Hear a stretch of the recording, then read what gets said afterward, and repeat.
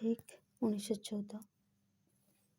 ନିଜ ଭିତରେ ହିଁ ସକଳ ବାଧା, ନିଜ ଭିତରେ ହିଁ ସକଳ ବିଘ୍ନ, ନିଜ ଭିତରେ ହିଁ ସକଳ ଅନ୍ଧକାର ଓ ଅଜ୍ଞାନ।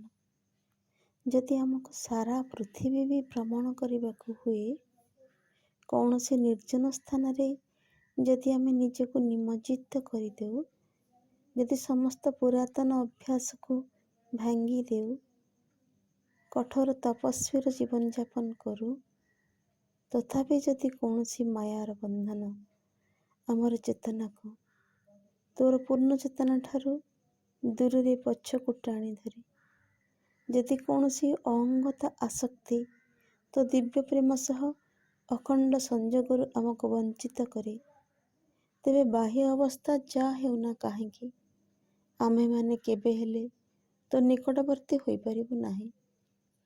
କ'ଣ ଏପରି କିଛି ଅବସ୍ଥା ଅଛି ଯାହାକି କମ୍ ଅନୁକୂଳ ବା ବେଶୀ ଅନୁକୂଳ?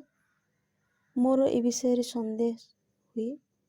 କୌଣସି ଅବସ୍ଥା ଆମମାନଙ୍କୁ ଯେଉଁ ଶିକ୍ଷା ଦିଏ, ସେଥିରେ ଆମମାନଙ୍କର ଲାଭ ହୁଏ କି ନାହିଁ ତାହା ନିର୍ଭର କରେ ସେହି ଅବସ୍ଥା ସମ୍ପର୍କରେ ଆମମାନଙ୍କର ଯେଉଁ ଧାରଣା ଥାଏ ତାହା ଉପରେ। ହେ ପ୍ରଭୁ, ମିନତି କରୁଛି, ଯେଉଁ ଉପାଦାନର ସମଷ୍ଟି ନେଇ ଏହି ବ୍ୟକ୍ତିତ୍ୱଟି ଗଠିତ, ତା ସମ୍ପର୍କରେ ଯେପରି ମୋର ପୂର୍ଣ୍ଣ ଜ୍ଞାନ ଓ ପୂର୍ଣ୍ଣ କର୍ତ୍ତୃତ୍ୱ ରହେ, ଫଳରେ ମୁଁ ଯେପରି ମୋ ନିଜଠାରୁ ମୁକ୍ତ ହୁଏ ଓ ଏକମାତ୍ର ତୁ ହିଁ ଯେପରି ଏହି ବହୁବିଧ ଉପାଦାନ ମଧ୍ୟରେ ବାସ କରୁ ଏବଂ କାର୍ଯ୍ୟ କରୁ।